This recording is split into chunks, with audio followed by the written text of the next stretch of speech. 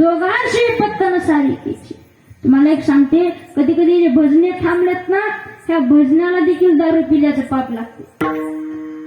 किंवा म्हणते आम्ही तर कधी त्याला शिवलं बी नाही, कधी हात बी लावला नाही, आम्हाला कसं पाप लागलं. कधी लागते शंका. एखाद्या दारू पिदाड्याला जर घरी नेऊन सोडलं का अर्ध दारू पिल्याचं पाप लागते. त्या पिदाड्याला नेऊन सोडायच्या भानगडीतच पडत जाऊ नका. मला काही लोक लईच करते तो, ते असं पडलेला असते कुठं बी, असं त्याला ते उचलणार, त्याचा हाताचा खांद्यावर घेणार, मग ते वडीत वडीत घरला नेणार. घरी नेलं की थाप मारणार त्याच्या आत्या दारू उडाणार. ती म्हातारी असते घरामध्ये, तिनं हळूच दार काढते, विचारते कोण आहेस रे बापू तो. हे म्हणतोय आत्या आम्ही घनश्याम आहे म्हणला. घनश्याम कशाला? आणि काय दादाला आणले म्हणला. दादाले कामाचा सप्त्यात पट्टी देणारा, पंक्तीला जीव आणणारा, कीर्तना टाळ घेऊन कामाचा दादाने दादाला आणले म्हणला. मग ते म्हातारे म्हणते आपल्या तोंडावर हात फिरवते, बरं झालंच नाही बघा तू माझ्या वासरू घरी आणून सोडलास, उपकार झाला तुझा. तुम्हाला येत नाही केल्याचं पुण्य लागणार, अर्ध दारू पिल्याचं पाप लागते. बिठालं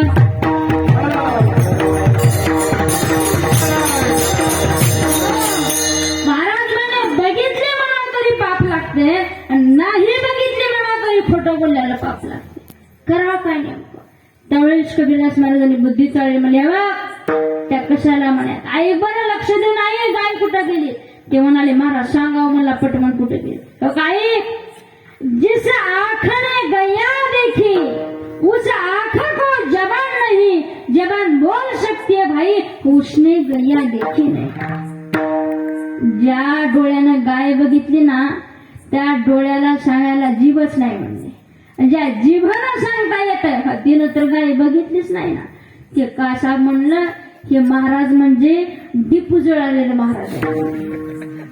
महाराज म्हणले अरे मला येड्यात काढलं तरी चालेल, पण निदान पाप तरी झालं नाही ना. झालं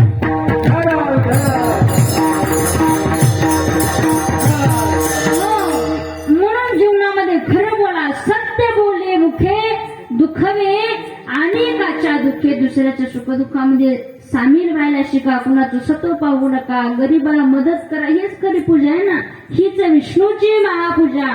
अनुभव नाही तुझ्या. या सर्व गोष्टीवर, या 4 टप्प्यावर तुमचा निश्चय असेल, विश्वास असेल तर तेच फळ आहे.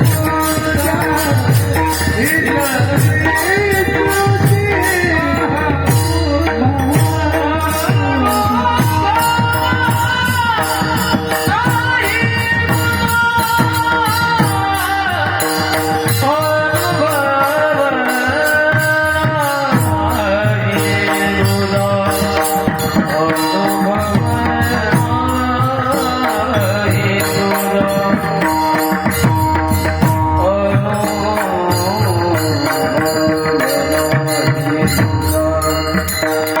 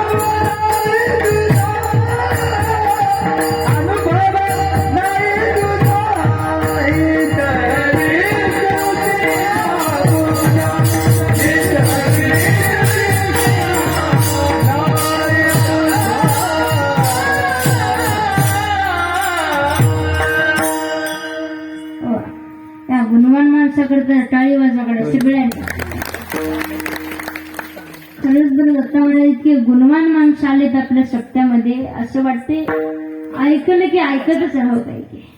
11 वाजले तरी मला वाटलं अजून 10:30 वाजले काही की लांबवच काही की. पण नाही, आता टाइम झालेला आहे. सत्यातलं कीर्तन आहे आपलं. वेळेला देखील महत्व असते. निश्चयाचे बळ तुका म्हणे तेच फळ, तेच फळ आणि तेच पूजा, हीच विष्णूची महापूजा. अनुभव नाही तुझा त्याच्यामध्ये येत अवकाश. भगवंत सद्गुरु जशा प्रकारे बुद्धी देतील तशा प्रकारे सेवा करण्याचा प्रयत्न केलेला आहे. चला सर्वांनी एकदा वारकरी संप्रदायाच्या नियमानुसार वर हात करून मोकळेपणानं टाळ्या वाजवून भजन करायचे. चला महिला मंडळ, पुरुष मंडळ सर्वांनी, नाही टाळ्या नाही, फक्त हात वर करा.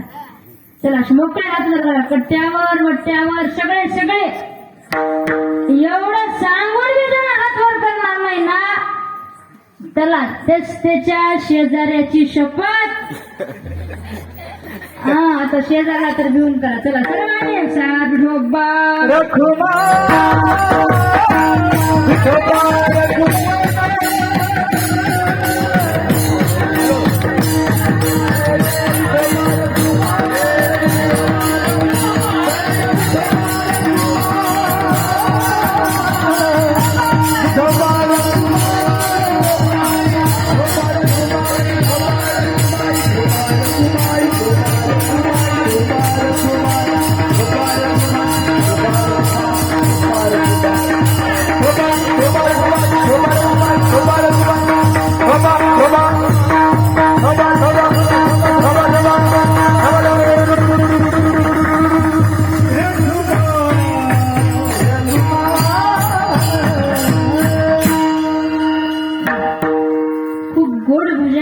तुम्ही, त्याबद्दल मी सर्व श्रोते मायबापांची देखील ऋणी आहे. इतके तुमच्या ऐकण्याची आजू तीव्रता मला तुमच्याकडे पाहिल्यानंतर दिसते, पण बरं नसतं. कारण 11 वाजल्यानंतर महाराजांनी किती वेळ अमृत पाजलं तरी गोल लागत नसते. माणसाची क्षमता बी राहिली नाही की ओ माणसाला शुगर झाली, बीपी झाली. आता नाही, माणसं किंवा रोग जास्त झाले आता.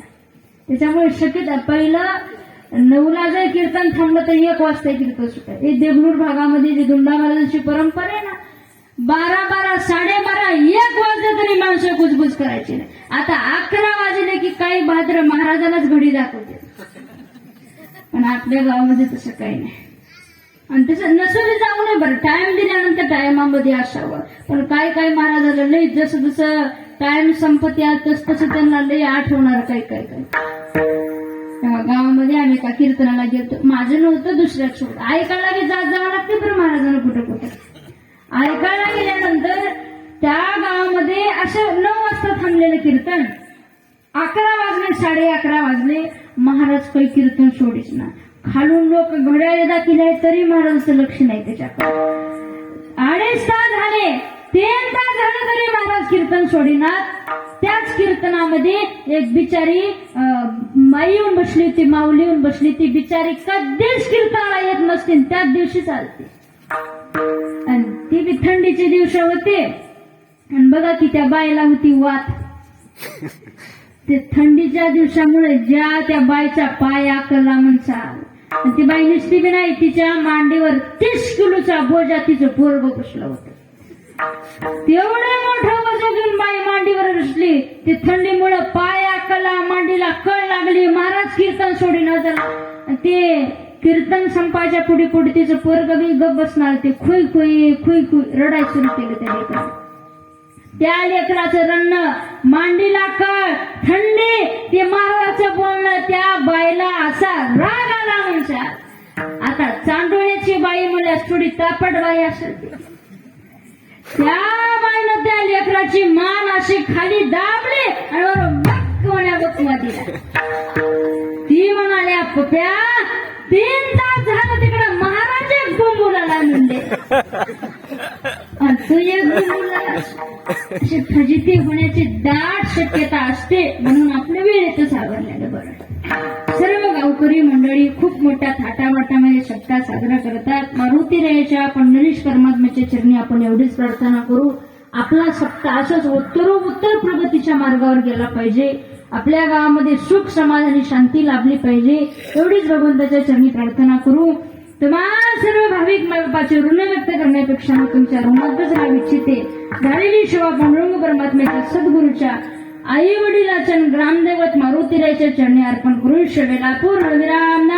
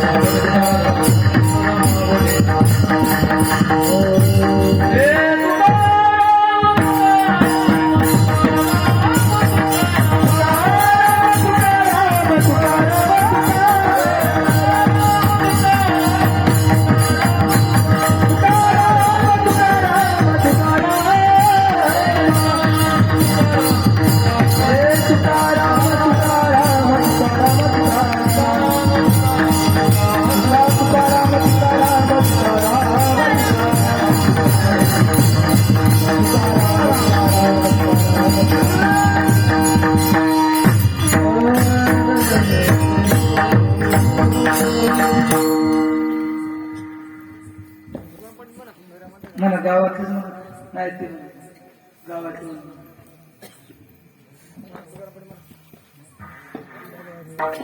महाराज अशोक महाराज नाही दत्ता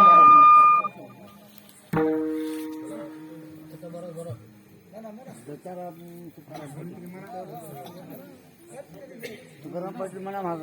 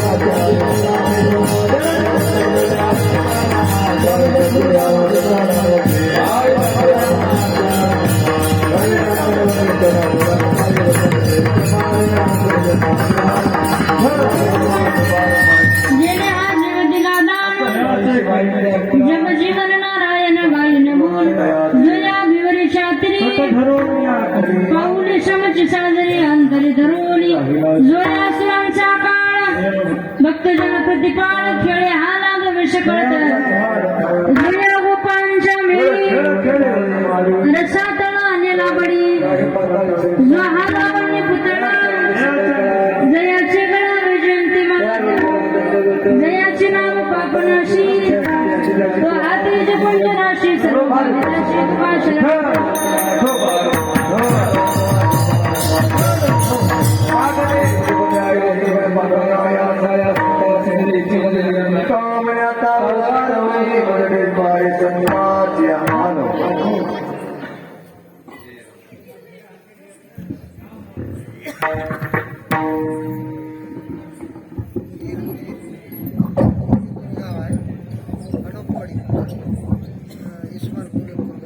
चालू असलेल्या अखंड हरिनाम सप्त्याचा आज 5वा दिवस.